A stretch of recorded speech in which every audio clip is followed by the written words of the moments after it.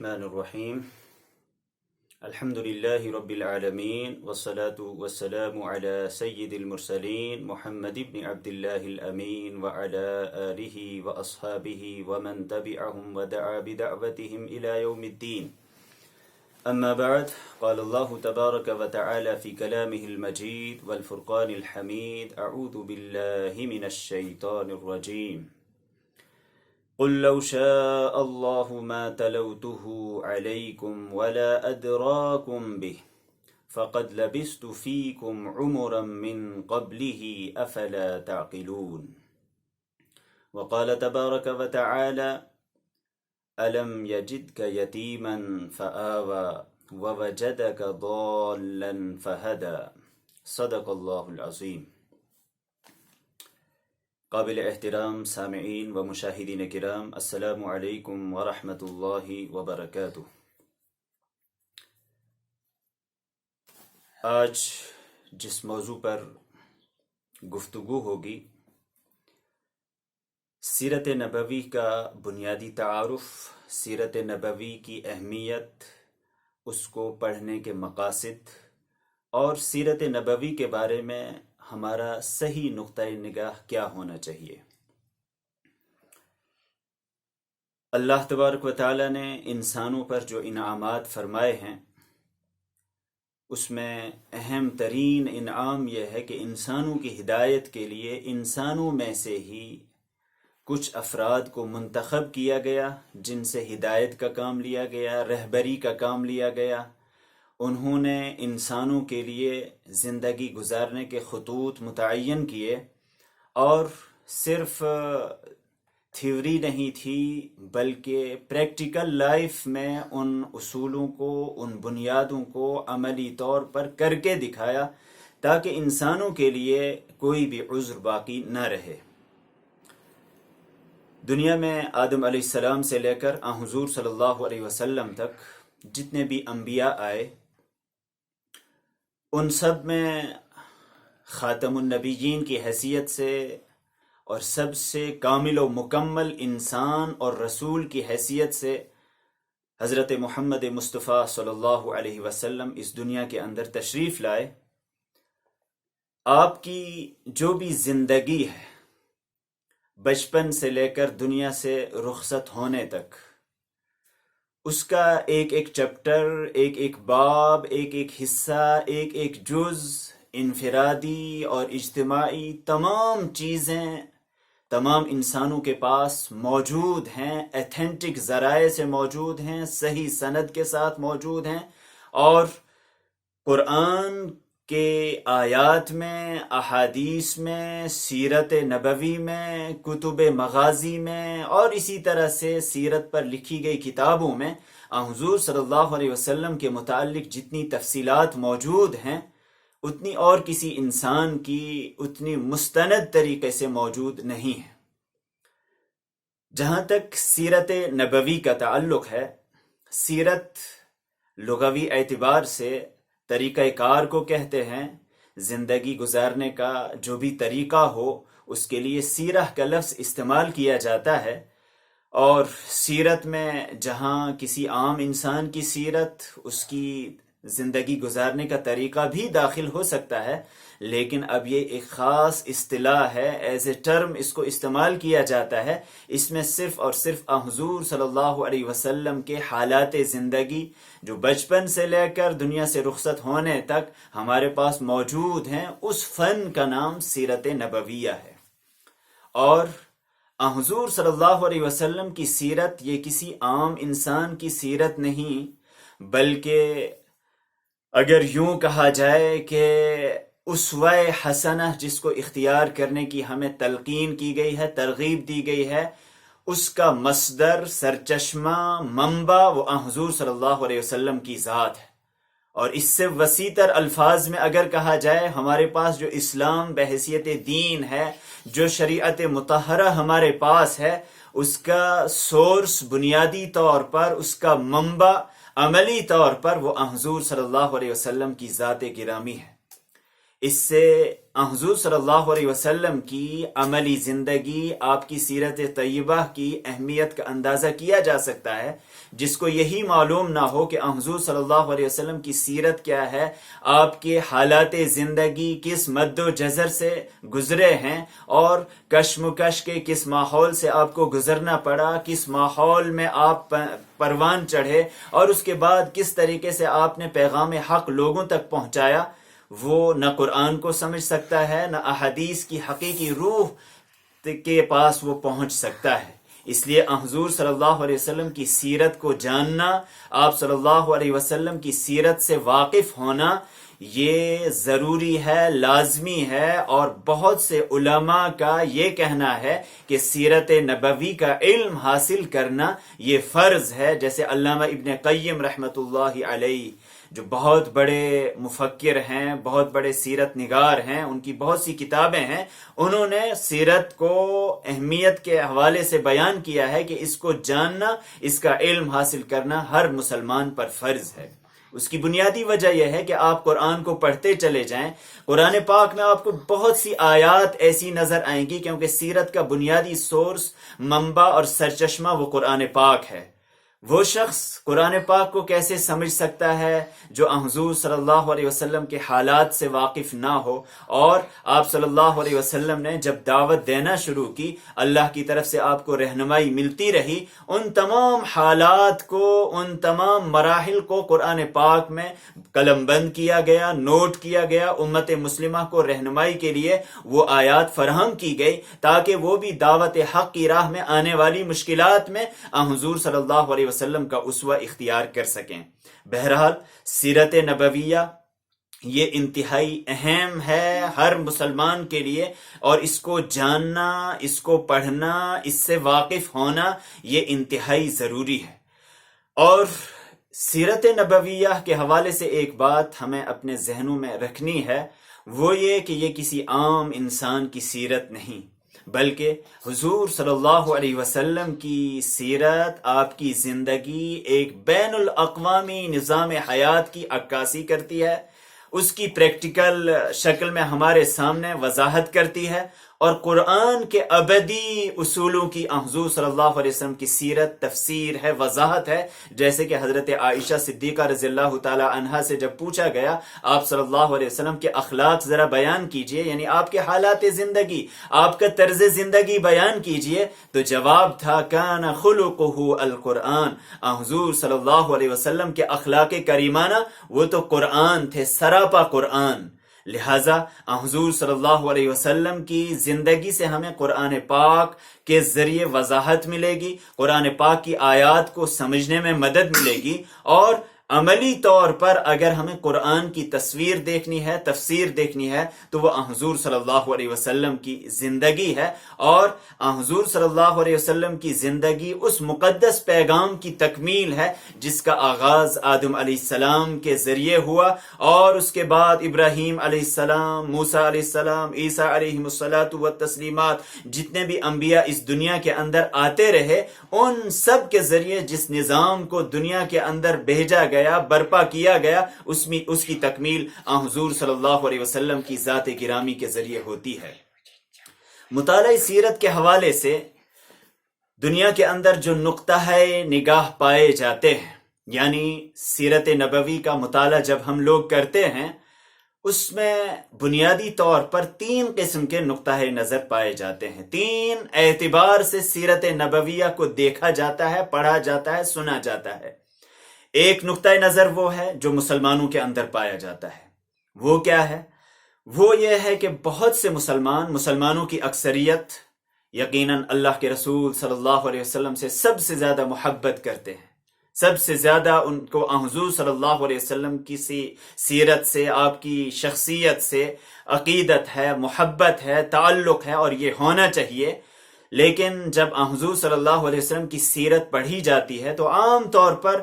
یا جب اس کو سنایا جاتا ہے، جب تقریریں ہوتی ہیں، جب کتابیں لکھی جاتی ہیں، تو پیش نظر کیا نقطۂ نگاہ ہوتا ہے کہ اس کے ذریعے ہمیں ثواب ملے گا، مجرد حصول ثواب کے لیے ایسا کیا جاتا ہے۔ یقیناً اس سے کسی کو انکار نہیں کہ حضور صلی اللہ علیہ وسلم کی ذات گرامی کا قرب، آپ کا تقرب حاصل کرنا یہ باعث اجر و ثواب ہے اور اللہ کی نگاہ میں انتہائی پسندیدہ عمل ہے، لیکن اس کے ساتھ ساتھ سیرت نبویہ کا جو حقیقی مقصد ہے وہ بھی ہمارے پیش نظر رہنا چاہیے۔ عام طور پر جو میلاد کی محفلیں ہوتی ہیں، سیرت نبویہ کے حوالے سے کانفرنسیں ہوتی ہیں، پروگرام ہوتے ہیں، مختلف چیزیں ہمارے سامنے آتی ہیں، ان میں بہت اچھی چیزیں کی جاتی ہیں، محفلوں کو سجایا جاتا ہے اور اس حیثیت سے حضور صلی اللہ علیہ وسلم کو پیش کیا جاتا ہے چونکہ نقطۂ نگاہ وہ نہیں ہے جو ہونا چاہیے، ایسی تصویر پیش کی جاتی ہے جیسے یہ کسی انسان کا نقشہ نہیں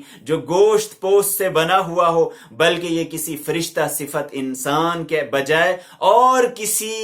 مخلوق کی منظر کشی کی جا رہی ہے جو ما فوق الفطرہ ہے، جو نور ہی نور ہے اور جس کے کارناموں میں سارا اثر، سارا رول، سارا کریکٹر وہ معجزات کا ہے، جو عالم اسباب سے بالا ہے۔ یہ حضور صلی اللہ علیہ وسلم کے بارے میں صحیح تصور نہیں ہے۔ یقیناً حضور صلی اللہ علیہ وسلم کو معجزات سے نوازا گیا، آپ کے ساتھ فرشتے ہوتے تھے، لیکن آپ صلی اللہ علیہ وسلم بہرحال ایک انسان تھے، ایک عظیم انسان تھے۔ حضور صلی اللہ علیہ وسلم بہت بلند تھے روحانی اعتبار سے، اخلاقی اعتبار سے، لیکن ابنائے نو میں سے ایک شخص تھے اور حضور صلی اللہ علیہ وسلم سے اس کا بار بار اعلان کرایا گیا، بار بار کہلوایا گیا، قل انما انا بشر مثلکم، آپ بتا دیجئے، اعلان کر دیجئے کہ میں تمہاری طرح ایک بشر ہوں، ایک انسان ہوں۔ تو بحیثیت انسان حضور صلی اللہ علیہ وسلم کو قرآن پاک نے پیش کیا،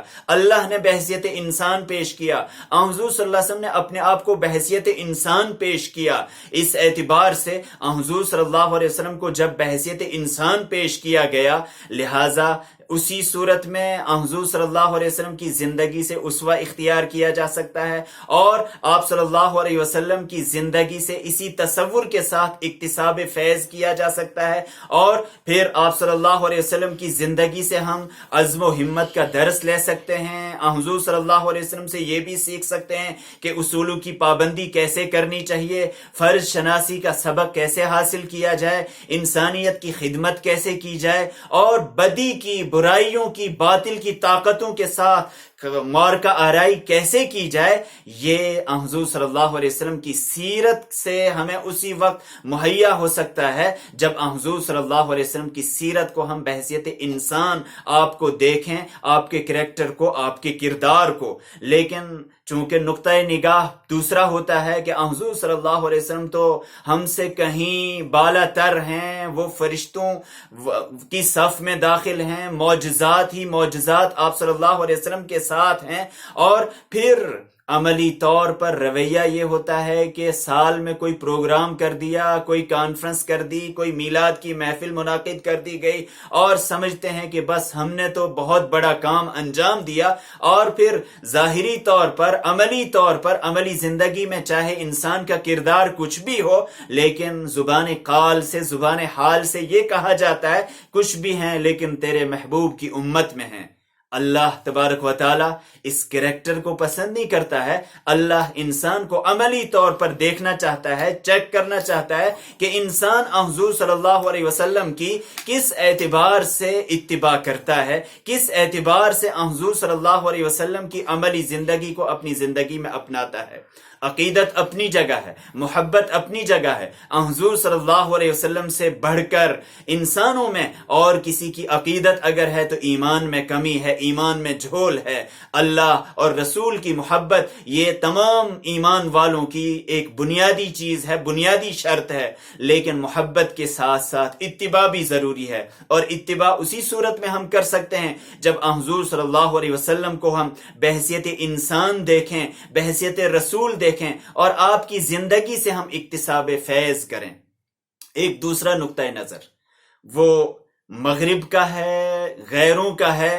انہوں نے دنیا کے اندر ایک نقطہ نگاہ کو عام کرنے کی کوشش کی، ایک اعتبار سے وہ اچھی کوشش ہے، لیکن اس کا دوسرا اثر وہ منفی پڑ جاتا ہے۔ وہ یہ ہے کہ کسی بھی شخص کو ہیرو بنایا جائے، ہیرو ورشپ، عازم پرستی، بڑوں کی پوجا، شخصیت پرستی، یہ بڑا خطرناک دنیا کے اندر اثر رکھنے والا کنسپٹ ہے، خطرناک نقطۂ نگاہ ہے۔ یہ رجحان ایک اعتبار سے قومی تعصب کا نتیجہ ہے، ایک طرح کا قومی تفاخر ہے جو دوسروں کے سامنے اپنے ماضی کی شخصیات کو تو نمایاں کر کے پیش کرتا ہے اور پھر عملی طور پر انسان کو جمود کا شکار بنا دیتا ہے۔ ایسی ہستیاں یقینی طور پر تاریخ میں موجود ہیں جنہوں نے بہت بڑے بڑے کارنامے انجام دیے ہیں، اور اس طریقے سے دنیا کے اندر آج آپ دیکھیں گے کہ مغربی تہذیب کے اثر سے عام طور پر مسلمانوں کے ہاں بھی بہت سی متعدد شخصیتوں کے دن منائے جاتے ہیں، ایام وفات منائے جاتے ہیں، ایام پیدائش منائے جاتے ہیں، کچھ مخصوص ایام کو منایا جاتا ہے، لیکن ان شخصیات سے استفادے کی کوششیں یہ بہت کم ہوتی ہیں۔ حضور صلی اللہ علیہ وسلم کی سیرت کا مطالعہ اس اعتبار سے نہیں کیا جانا چاہیے کہ آپ کا کوئی دن منایا جائے، ایک دن آپ کی سیرت کو بیان کیا جائے اور اس کے بعد پورے سال پوری زندگی آپ کی عملی زندگی کو ترک کر دیا جائے۔ یہ رویہ، یہ نقطۂ نگاہ قطعاً درست نہیں ہے۔ اس کے بعد ایک تیسرا اور خطرناک ترین نقطۂ نگاہ سیرت کے حوالے سے وہ یہ ہے کہ حضور صلی اللہ علیہ وسلم کے پیغام کو ایک نظام حیات کا پیغام نہیں سمجھا جاتا ہے۔ آپ صلی اللہ علیہ وسلم کے پیغام کو ایک مذہب کی حیثیت سے، ایک پرسنل لائف کی حیثیت سے سمجھا جاتا ہے، اور حضور صلی اللہ علیہ وسلم کی اس پہلو سے جو لوگ متاثر ہوتے ہیں وہ حضور صلی اللہ علیہ وسلم کے بارے میں صرف اتنا تصور رکھتے ہیں کہ بس آپ چند اعتقادات لے کر آئے، چند رسوم عبادات لے کر آئے، چند اوراد و وظائف لے کر آئے، چند اخلاقی سفارشیں لے کر آئے، اور اسی طرح سے کچھ مسئلے مسائل فقہی احکام آپ صلی اللہ علیہ وسلم پہنچانے آئے تھے، اور آپ کا منشا ایسے افراد پیدا کرنا تھا جو شخصی طور پر، انفرادی طور پر تو مسلمان ہوں لیکن ہر گندے سے گندے نظام کے بہترین کارکن ثابت ہو سکتے ہوں۔ ایسا عنصر بس طہارت، نماز، روزے، نوافل، اذکار، انفرادی عبادتوں پر اپنی تمام صلاحیتیں صرف کرتا ہے، لیکن جب بات آتی ہے تمدن کی، جب بات آتی ہے تہذیب کی، جب بات آتی ہے معاشرت کی، جب بات آتی ہے نظام زندگی کی، تو وہاں باطل کے حوالے تمام چیزیں کی جاتی ہیں، اور ایسے افراد اس نقطۂ نگاہ کے ساتھ پیدا ہوتے ہیں جو ہر فساد کے ساتھ سازگاری اختیار کر لیتے ہیں، اور اس عنصر کے نزدیک حضور صلی اللہ علیہ وسلم کی سیرت کی مقدس کتاب ایک اعتبار سے فراموش کر دی جاتی ہے۔ اور نتیجہ اس کا کیا ہوتا ہے، اس کا منفی اثر کیا ہوتا ہے کہ غیر تو غیر ایک مسلم نوجوان، خاص طور پر تعلیم یافتہ طبقہ، وہ حضور صلی اللہ علیہ وسلم کے بارے میں یہ تصور نہیں رکھ پاتا ہے کہ ہم بھی حضور صلی اللہ علیہ وسلم سے اکتساب فیض کر سکتے ہیں، آپ صلی اللہ علیہ وسلم اس کے رہبر ہو سکتے ہیں، اس کے رہنما ہو سکتے ہیں، آپ ان کے لیے ایک گائیڈ کا کام کر سکتے ہیں، آپ صلی اللہ علیہ وسلم کے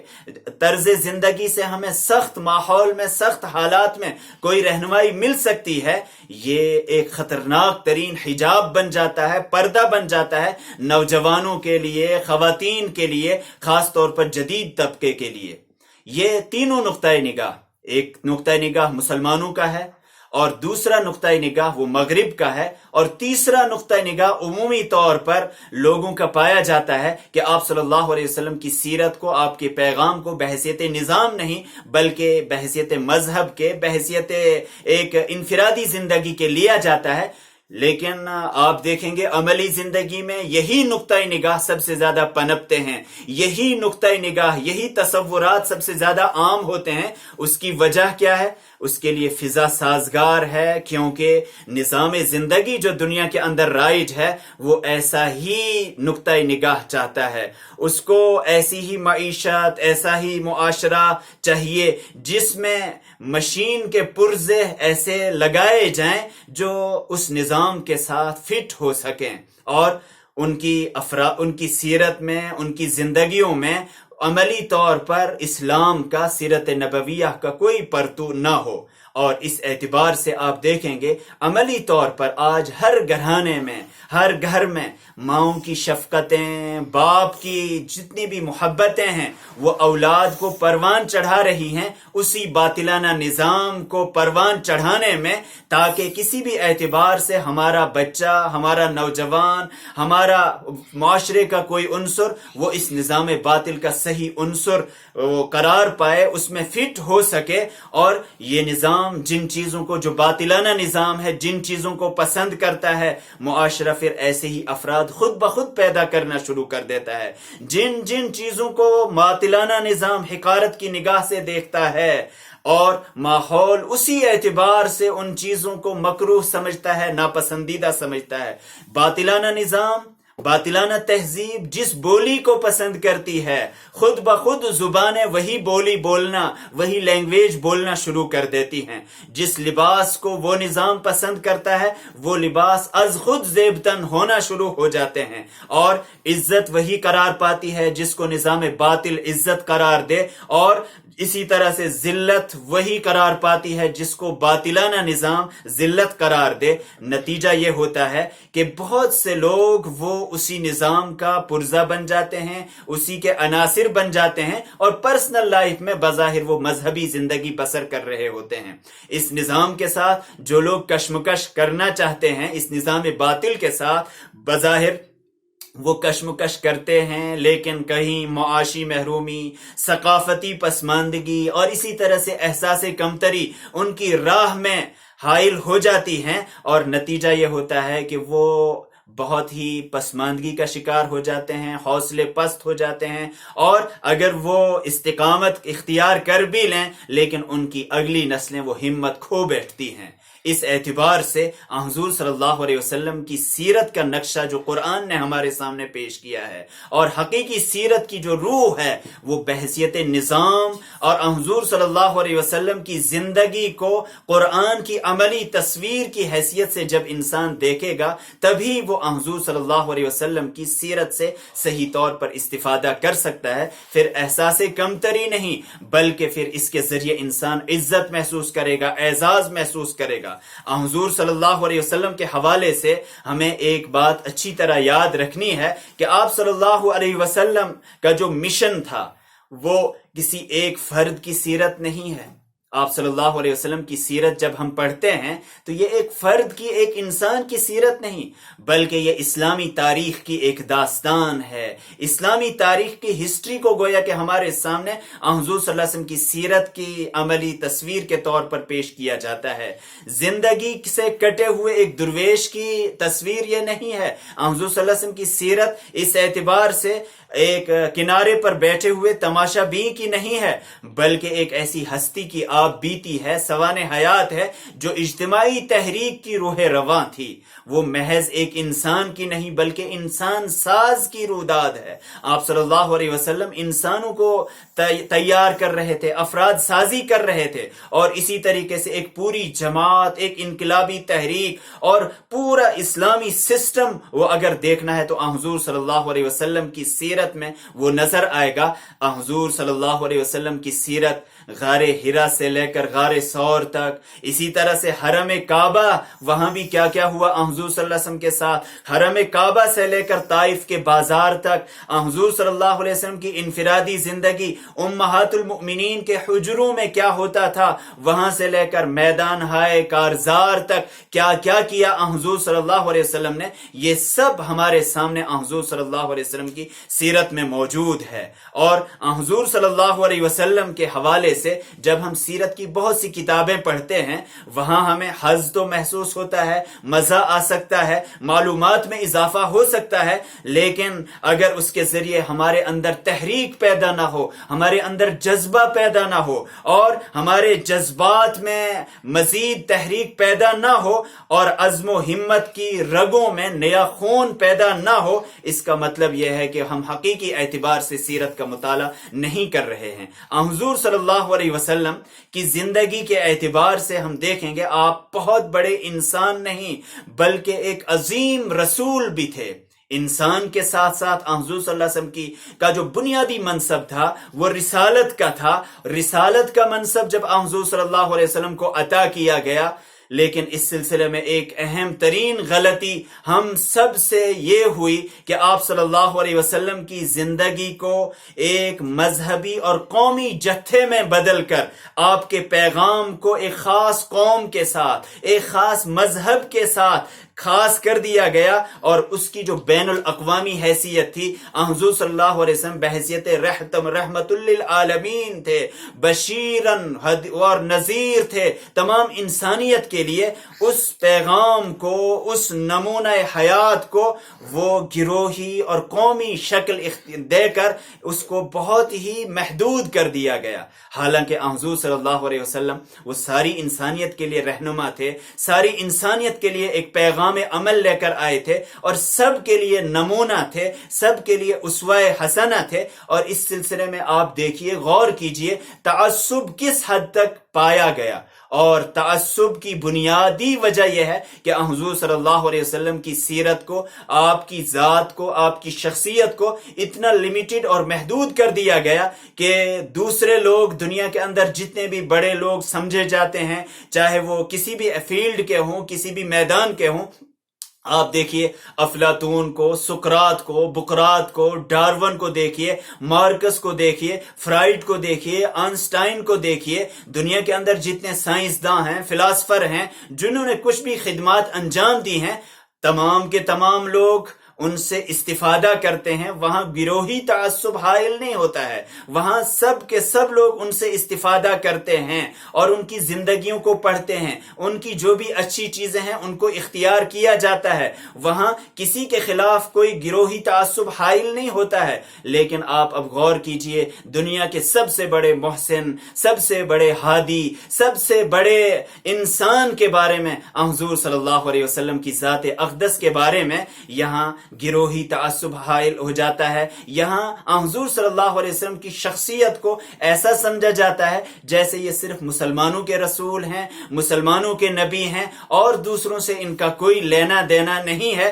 یہ خطرناک ترین پہلو ہے جس میں ہم ہی نے، مسلمانوں نے ہی غلطی کی ہے کہ حضور صلی اللہ علیہ وسلم کو صرف اپنا ایک رسول بنا کر پیش کیا گیا ہے. حضور صلی اللہ علیہ وسلم کی سیرت کو جب ہم اس اعتبار سے پڑھیں گے کہ آپ ایک بین الاقوامی شخصیت کے حامل انسان ہیں، آپ بین الاقوامی نظام کے علم بردار ہیں، نتیجہ یہ ہوگا کہ سب کے سب لوگ حضور صلی اللہ علیہ وسلم سے استفادہ کریں گے، اور اس کے بعد آپ صلی اللہ علیہ وسلم کے حوالے سے سب لوگ تعصب سے پاک ہوں گے، تعصب سے دور ہوں گے. نتیجہ یہ ہوگا کہ حضور صلی اللہ علیہ وسلم نے جو نظام انسانوں کو عطا کیا تھا، جو رہنمائی عطا کی تھی، وہ یقینی طور پر سب تک پہنچے گی. بہرحال جو سیرت نبویہ صلی اللہ علیہ وسلم ہے، اس کا مطالعہ عام تاریخ کی طرح نہیں کیا جانا چاہیے، بلکہ سیرت اور تاریخ میں بہت زیادہ فرق کیا جانا چاہیے. تاریخ میں آپ دیکھتے ہیں اس میں غیر مستند حوالے بھی ہوتے ہیں، لیکن سیرت نبویہ کے حوالے سے ہمیں بہت ہی زیادہ محتاط رہنا ہے. سیرت نبویہ کے حوالے سے ہمارے پاس قرآن کا اتھینٹک سورس موجود ہے. قرآن جو سیرت ہمارے سامنے پیش کرتا ہے، پھر ہمیں کیا ضرورت ہے خوابوں کی، کرامات کی، ایسی چیزوں کی جن کی کوئی حقیقت نہیں ہے. بے بنیاد چیزیں لوگ بیان کرتے ہیں واعظ کے طور پر، واعظ میں اپنا لطف محسوس کرانے کے لیے، تاکہ ہم اچھے واعظ کہلائیں، تاکہ لوگوں کو اس میں مزہ آئے. لیکن یہ اچھی بات نہیں ہے. اس کے ذریعے ہم حضور صلی اللہ علیہ وسلم کی شخصیت کو مجروح کرتے ہیں. تو قرآن پاک اس حوالے سے ہمارے سامنے بنیادی سورس ہے، بنیادی سرچشمہ ہے. آپ صلی اللہ علیہ وسلم کی سیرت کو قرآن پاک نے بہت تفصیل سے بیان کیا ہے. اس کے بعد دوسرے نمبر پر حدیث نبوی، حضور صلی اللہ علیہ وسلم کے بارے میں احادیث میں بہت سی تفصیلات موجود ہیں. وہاں سے ہمیں سیرت کو اخذ کرنا ہے، صحیح احادیث سے. اور بہت سے لوگ موضوع احادیث کو، ضعیف احادیث کو، غیر مستند احادیث کو بیان کرتے ہیں اور لوگ اس پر پھر واہ واہ کرتے ہیں. یہ اچھی بات نہیں ہے. احادیث کے حوالے سے بھی ہمیں بہت ہی زیادہ محتاط ہونا چاہیے. تو دوسرا سورس ہمارے پاس سیرت کا وہ حدیث نبوی ہے. اور اس کے بعد تیسرا اہم ترین سورس سیرت کو پہلے ابتدائی مرحلے میں کتاب المغازی کے نام سے یاد کیا جاتا تھا. کتاب المغازی پر جن لوگوں نے لکھا ہے اس میں ہمیں سیرت کے حوالے سے ٹھوس دلائل ملیں گے, ٹھوس نقشہ راہ ملے گا. اسی طرح سے دلائل النبوہ کے حوالے سے جن لوگوں نے کتابیں لکھی ہیں وہاں ہمیں سیرت کے حوالے سے رہنمائی ملے گی. کتب الشمائل میں شمائل حضور صلی اللہ علیہ وسلم کا حلیہ, آپ صلی اللہ علیہ وسلم کا سراپا, اس میں بھی حضور صلی اللہ علیہ وسلم کی سیرت کے حوالے سے ہمیں ٹھوس چیزیں ملیں گی, ٹھوس دلائل ملیں گے. اسی اعتبار سے پھر ہم سیرت کو پڑھیں, سیرت کو بیان کریں اور حضور صلی اللہ علیہ وسلم کے بارے میں صحیح نقطہ نگاہ ہمیں ذہن میں رکھنا چاہیے کہ آپ صلی اللہ علیہ وسلم کی سیرت کو جب ہم پڑھیں, آپ صلی اللہ علیہ وسلم کی سیرت میں ہمیں ایک نظام زندگی برپا ہوتے ہوئے نظر آنا چاہیے, ایک تحریک ملنی چاہیے, ایک ہادی کی حیثیت سے, ایک رسول کی حیثیت سے, ایک عظیم انسان کی حیثیت سے حضور صلی اللہ علیہ وسلم